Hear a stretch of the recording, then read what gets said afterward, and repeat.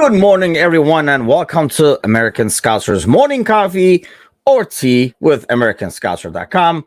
Got the coffee going this morning. I got the final word before mom over here this morning. So we got that going. And the mug is out, I'm assuming, Trevor, back in action today. Yeah, I'm trying to keep it a trend. I'm trying to keep it trend. The mug is back. The mug is back. And with us today, but having left his beard somewhere else, is Alex. Alex, what's happening? Oh, nothing much. How are you guys? Not too shabby. When you popped up on the screen, when you joined in, I was like, "Who the hell is this?" I thought you got kidnapped in the car, but now that we know you're safe, let's get. The identity has been. Looking at the headlines, there is not a lot of exciting stuff to the point where there are headlines like World Cup 2022. What's it like being a barber for footballers?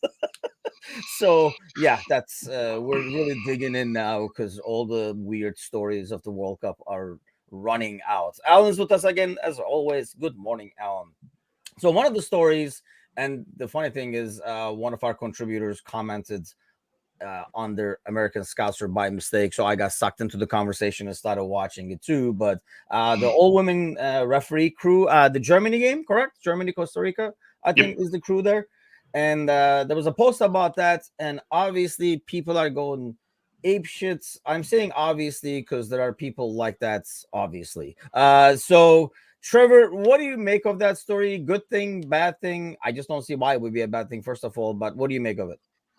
No, I think it's definitely good to have that milestone kind of taken care of, so we can kind of just push forward with just putting the best refs ratings wise, regardless of sex, anything like that. If you're qualified to do the job, you've done enough games at this level to warrant that selection, go for it.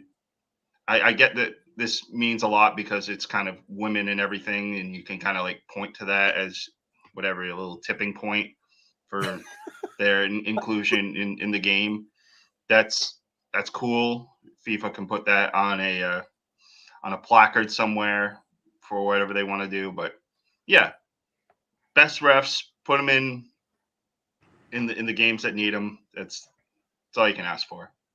Yeah, I mean, if you want to lose your faith in humanity, all you have to do is like throw a post about something like this and read the comments, or throw something about like pride movements or something like that and read the comments, and you realize what's shithole of a world we live in. But Alex, what do you make of the news? I mean, will we see more of it, I guess, is the question. I mean, I'm almost hoping that there's no, because we get crappy decisions in every freaking game, but if it happens in this game, it'll be blown out of proportion, especially by the bozos that usually comment stuff like that. So yeah, and there's going to be the sexism that's going to come out, and it's going to happen, especially if they blow a call. That's the first thing people are going to say, and it's sad, but it will happen.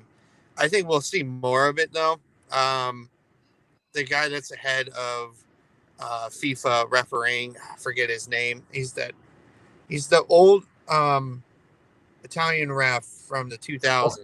Collina? Is that what it was? Yeah, Galina or Galini, I think. Yeah. And I don't think it would have happened if he wasn't in charge, because he is very by the book, and he would agree with Trevor. If you can call and make the right decisions on the pitch, then you're gonna be refereeing these games. And I think it would have. I don't think that would have happened if it wasn't for him. I honestly believe that. So. Yeah, I mean, that's the thing. It should go by ratings, like Trevor is saying. I don't care who the hell is reffing it. And honestly, especially when there's experience involved, I'd rather see new faces than rehash Anthony Taylor to go out there and freaking butcher every game he's in. I mean, you can only see that so many times. You're telling me this lady is not as good as Anthony Taylor? I mean, like, the bar is very low. So instead of seeing the same guys, I mean, and there will be mistakes because apparently they're human as well, so there will be mistakes. But I mean, I'd rather see a new person make a mistake than Anthony Taylor screw up a game 50th time in a row. So But yeah, like I say, if you want to lose your faith in humanity, just check out that post. I think it was the ESPN post. We ended up commenting on, and I was like, "Oh my god!" But what are you gonna do? So let's get to the field stuff. For Liverpool, the main rumor, by the way, was that ex Dortmund chief scout. Here we go over here. Let's get a name over here, like with my minimal German Sven training. Mislintat. Mislintat, yeah, could possibly is like one of the candidates. I don't know. This is more about digging out some people Klopp worked with and linking as rumors, or is actually like a legit candidate because it's coming from Sky Germany's Florian Plattenberg. So I don't know. So I did not want to go dive too much into it because it almost sounded semi like a transfer rumor, and I only saw it from coming from one source so far. So I don't know how active it will be, but we know some things are for real, and that's the games from yesterday, which were like really entertaining. By the way, those were some like really good games to go. Sparky Parky says a good ref is a good ref. Doesn't matter about sex. So yeah, exactly. Could not agree more. Alan says the dude is a free agent now, so that's why. So okay, let's get to the games yesterday. Alan actually already sent that Mexico has terminated Martino's contract. Some crazy games yesterday. Not as much maybe during the day. But let's see. Did you get a chance to take a look at the games, Trevor? From Yeah, the I morning one? watched the highlights last night to kind of just I mean, Tunisia obviously. To be honest, even with backups, I was kind of surprised as how much more dominant. I know there's always going to be disconnects when you throw a team that doesn't regularly play together. Tunisia gets the win, but it's not enough. And everybody was more like, will Denmark be able to finally score one and get over Australia? Australia scores one, they go through, and Denmark becomes the Wales of this group. How shocked are you with Denmark's performance before I go look at your pool? Yeah. Oh, I'm down in the basement. There's no need for that. You can put me like I think I'm in like in the low 20s. Either way, Denmark getting knocked out is easily the shock of the tournament so far because Wales. After you saw Wales play 2 games, you're going, okay, this Wales team kind of stinks. And as much as I tried to like hype them up as they were going to give England a go in the final game, that was more of just me kind of throwing stuff into the ether that I didn't really have the most high hopes of Wales going on and putting in a performance like that. Especially you go back and you watch like the first 15 minutes of that game a couple days ago. They could not, they wanted to go home so fucking bad. they just didn't care anymore. They were done. And you know what? Denmark at least kind of tried. And the fact that they fell flat against an Australian team that has never really looked super capable of going to the next round and that they lost outright was wild to me. Yeah, Kelly is with us again this morning as well. Good morning, Kelly. So I think pretty much most people, I know you, I think, did as well, Alex, had Denmark probably going with France out of this group. Are you more shocked with Denmark or are you more shocked with Australia? You know, I said it in chat yesterday that I was kind of looking into Australia, and Australia kind of reminded me of US. They were shaky through qualifiers. Manager doesn't know what the best team is. He doesn't know who his best players are, and that was the big question going in for Australia. Is it going to be another, we don't do anything in the World Cup type thing? So I think it came as a surprise that he galvanized the troops and got them going. But yeah, I think I agree with Denmark. Denmark, I think a lot of people had them as their dark horse. I if I remember correctly, some people were even saying they could be in the final 4 or the final 8. So it is a big shocker to a lot of people because I had Denmark going through as well. I also to put in context, I also had Wales as second, so mine is disastrous as well as for my bracket. But I had US last. Yeah, I was just looking at that actually. Yeah, the funny thing is, yeah, I bumped up to number 4 on this thing, but Angie is actually number 2, and our Yeah, friend with the nice. ticker, Trevor from Monday, is I guess that we're not going to be able to use that ticker next Monday because Ecuador killed him. Yeah, I think it's actually like after watching the first couple of games, I think it shocked all of us. But the afternoon is when the fun was. It was ridiculous to the point where you were also even looking at the yellow cards to see who's going to get a yellow card. Will somebody get a red and stuff like that? Mm-hmm. So I was mainly watching the Argentina-Poland game. I think I switched to the Mexico game the last, I don't know, like 5-10 minutes or so to see if they were going to get one across the board. Trevor, I know the Polish Prince, Mateusz, is happy because they are going through one way or the other.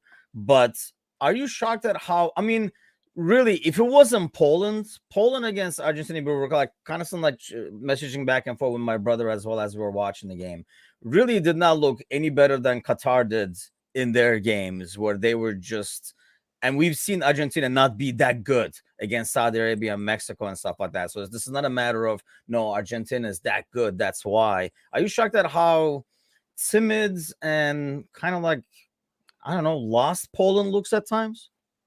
It's bonkers to me because, and we've heard Mateusz fucking pontificate about it over and over again because that team is ancient defensively, and I think that is doing a disservice to things of ancient times.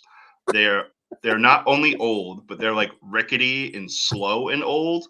There's no I'm trying to just not like swear a bunch, but either way, they're very old. We'll just keep it like that. I know. Oh, I've never cussed on this. Oh god, but yeah, the amount of midfield creativity and just having Lewandowski up front and the fact that they cannot score goals blows my mind. And now it's something where Szczesny is having to like make a million saves, saving penalties for fun, and there's just it has to come a point where there's a just conversation between the two sides of the field going, hey, can you guys just go fucking do something? Take a shot from 30 yards out just so you get one on the board. How do we have one of the best strikers in the world and two of the best like box to box midfielders in Europe, and we can't get a fucking shot off? It's just crazy to me. Yeah, it almost looked like, I think attacking wise, I don't know, part of the problem is the fact that they have Lewandowski. It almost feels like, Alex, they kind of force it to him too much. And if you're playing against Poland, you're like, okay, we got to watch this guy over here. And everybody keeps an eye on Lewandowski. So it's almost like they lose the ball right away. Argentina comes back. They kind of like boot it towards like Lewandowski again, lose the ball. Argentina comes back. It would just like rinse and repeat all the time. And it looked like Lewandowski is not, I mean, he needs obviously the supporting cast and some wingers that he gets in the teams he plays, and he's just not getting that in Poland. Yeah, no, I agree with that. And the other thing is they rely a lot on Zelensky to make the plays going into him. And when you're relying so much on Zelensky, who, I mean, Zelensky is a good player, but he just doesn't start every game for Napoli is what I'm getting at. And maybe if they had some more players to support, it'd be better, but really they're depending on Zelensky, and Zelensky, a lot of the times, if you watch, he's got 2-3 guys around him closing down the ball, and then they spring a counterattack against Poland. So, yeah, like Mateusz said yesterday, they're probably going to get pumped by France. So I guess that'll be fun to watch. Yeah, I think so too. I just don't see. I mean, you saw Argentina. It was just more of like a matter of time. And honestly, like if I'm Mexico, I'd be terribly upset because it felt like if Argentina wanted to keep going, they would just get more. If Argentina needed 4 yesterday, I think they were getting 4 because they were going full speed. They were still attacking, but it was more of like a casual attacking. It was more like, we can't just sit here, so we should try something kind of an attacking. Whereas in the beginning of the game, when they were chasing that first goal, it was a lot more focused. And what I love is, and what I also despise is, while we have to like kind of create like this media, God, man, media coverage of this whole World Cup, and I'm not just talking Fox over here, overall sports media is like trying to take the star of the team and make him a superstar, like to the point where, and I was watching this impartial in like the Turkish commentary too. It's the same crap back there. That's why I'm saying it's not just Fox, where after the penalty was saved, the camera showed a shot of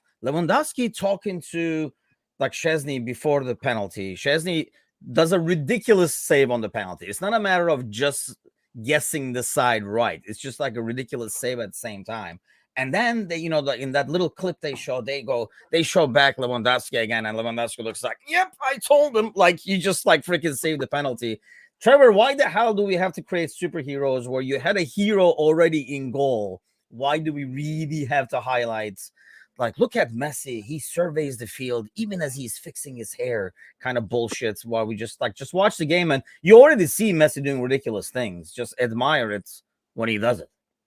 Yeah, I think it's just production teams thinking that nobody else cares about anybody else but the names that people know.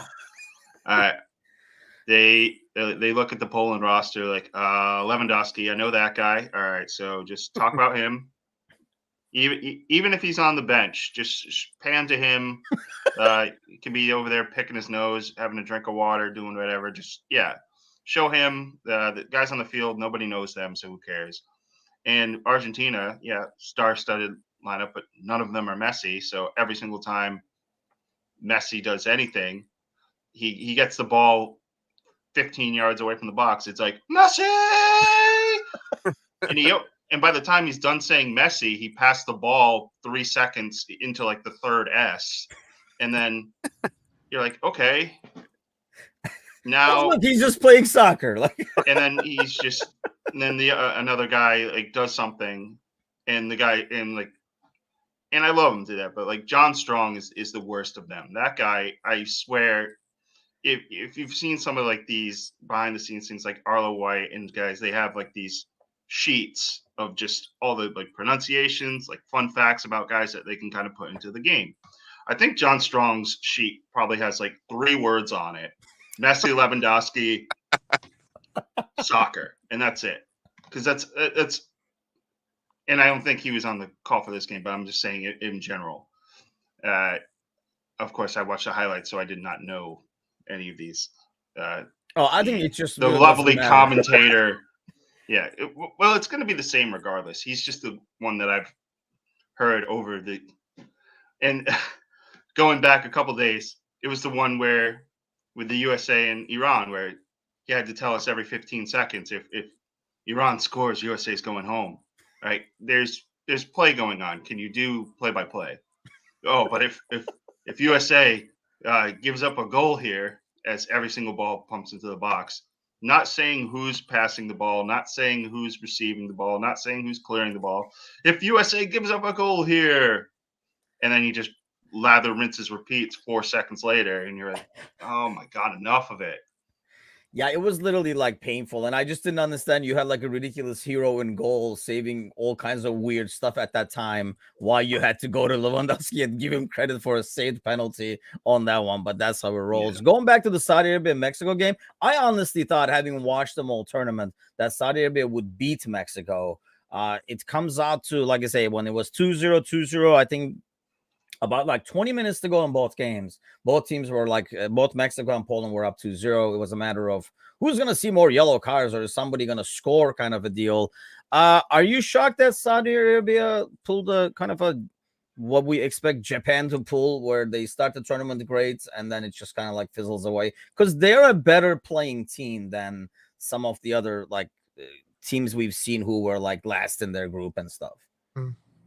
Yeah, I mean, I guess, to ask a team to pull magic out of the hat for 3 games straight. For a team like Saudi Arabia, probably could be a little bit too much on the players. And, a lot of those players on that team on Saudi Arabia, the pressure got to them. I think, in my opinion, maybe they're not used to that kind of pressure. But I think the pressure ended up getting to them on the final day. Maybe if they got a point on match day 2, it would have been different, but it would have calmed their nerves a little bit. But it's just a team that, they're not experienced of being in that spotlight, being in that, oh man, if we get 1 point or if we get another win here, we're going on to the round of 16, the first time ever for our country. That plays in their mind a lot. And then once that first goal goes in for Mexico, panic kind of starts to set in. And I think that's where they kind of lost their mindset during that game. It was nice to see they scored a goal. That was a brilliant goal that they scored towards the end. I don't know if you guys saw it. Yeah, it was a good and goal. Brilliant play. And I think when they were down 2-0, they're like, well, now we have to try to get something. So they started to get in the game a little bit more. But by then, it was too late. So Mateusz says, I hope the camera doesn't pan to any Polish players on Sunday. Yeah, I think it's going to be a lot of, you can see Mateusz is already down on this matchup over here, but it's going to be a lot of Lewandowski shots at the end where he looks so disappointed, and this could be his last one and stuff like that. Buzz is in action. Says number 1 dad Timmy. Yes, sir. Got the mug to prove it, damn it. So let's look at today's games. I going back to that finishing off that conversation, I thought so far at least. So I don't know if you agree with this, Trevor. Out of all the teams that are dead last, I thought Saudi Arabia was probably the best playing one. Yeah, I'd say, yeah, they were leaps and bounds better than Qatar. I don't want to say anything more positive about Wales. I've already hit my quota. And who was the other one?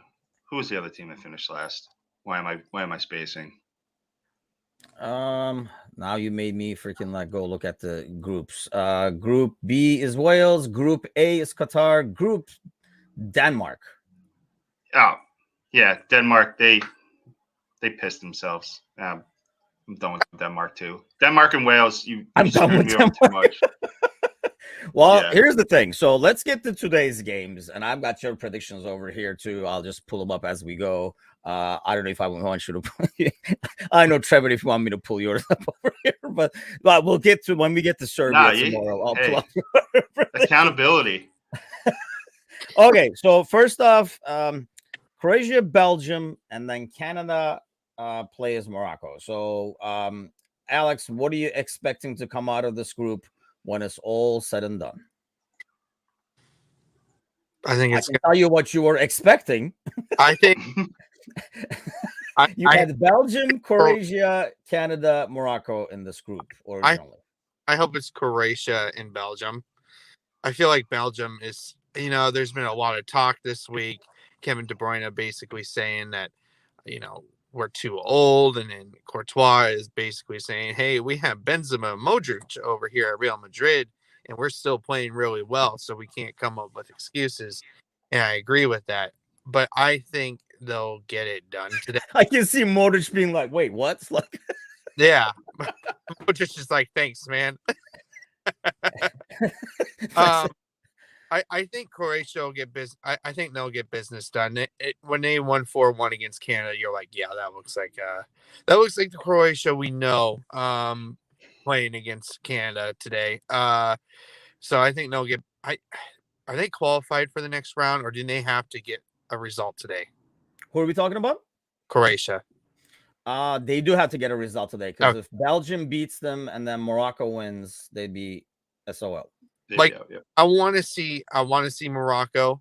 I want to see Morocco make it. That'd be awesome if they do. But I feel like Belgium's going to get business done, and I think Croatia's going to get business done today.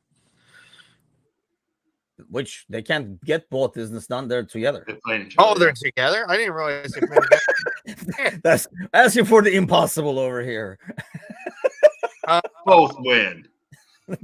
Everybody wins. This the World Cup brings people together. Yeah, this is why I'm terrible with international stuff, especially with the World Cup. I don't remember what groups people are in. I don't know. I feel like it's going to be, if it's between Belgium and Croatia, I feel like Croatia is going to get it done. All right, that's fair. Yeah. So, Trevor, how about you? Who you got coming? Hold on, let me go back. Why don't you go, and then I'll try to pull up your predictions over here while you're doing that. Yeah, you don't need to put yourself through that type of thing.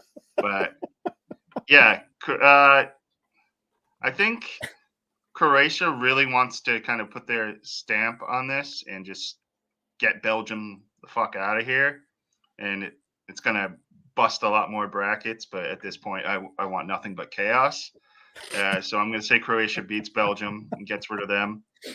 And then I get my other thing of Canada not ending up like Qatar and getting swept out of the tournament. They beat Morocco, but Morocco still goes through.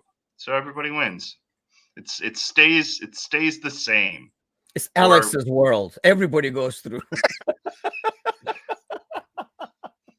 Yeah, I think it's going to be Croatia as well. And I do want Morocco. I want one of these teams that are surprise. Yeah. To finally go through, like, you know what I mean? Keep going. Because, you know, it's kind of like nice. That's the whole, like, I don't know, like as a neutral, that's kind of like nice to see somebody kind of like do better than expected and shock the world. I guess we had Australia. And you can see how much it means. Like people are out like freaking like 4 a.m. out in the streets and stuff like that. I kind of want like a similar thing happening for Morocco because I don't see it happening in this next group over here with Japan. And I was really hoping that they will be one of those teams, but I'm thinking Morocco will get a result. I mean, I just hope they don't come out saying like all we need is a draw, because that's usually spells doom. We've seen that like the first couple of groups. But I think Croatia beats Belgium, and I think Morocco beats Canada. Actually, they're like a better team. I do like how Canada plays, but it's just they just don't have all the pieces. They're just way too open for their own good. Yeah, exactly. Yeah, it's just a bit too naive at times the way they play, and I think Morocco has the players to kind of like punish that. But let's go to this other group where there was mad chaos after the first sets when Japan beats Germany and stuff. But then, and you thought Costa Rica was pretty much all but out. But then Costa Rica comes back, beats Japan, and Japan kind of like blows that huge upset they had. They could have guaranteed it by beating Costa Rica. And I'm getting the feeling, Trevor, at the end of the day, this is going to go exactly as predicted. Spain beats Japan, Germany beats Costa Rica, and they both go through. Yeah, I agree. It could be one of those things where Spain kind of does what France does and plays their second unit, but I just don't think this team needs to.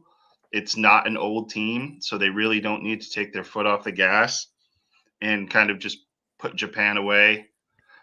Costa Rica, I just don't think Germany, with their backs up against the wall like this, are going to let Costa Rica send them home. What do you think, Alex? Who's going through in this group? And not everybody can go through. I agree with Japan versus Spain. It's going to be really hard for them to get a result against Spain, considering how good Spain looks. I think it's going to be hard. It's going to be a big ask for them. And I'm not sure about Germany and Costa Rica. I would love Costa Rica to go through. That would be amazing, because how mad Mexico fans and Canada fans will be when they find out that U.S. and Costa Rica made it through and not them. That would be it. I would love that. Yeah. Great.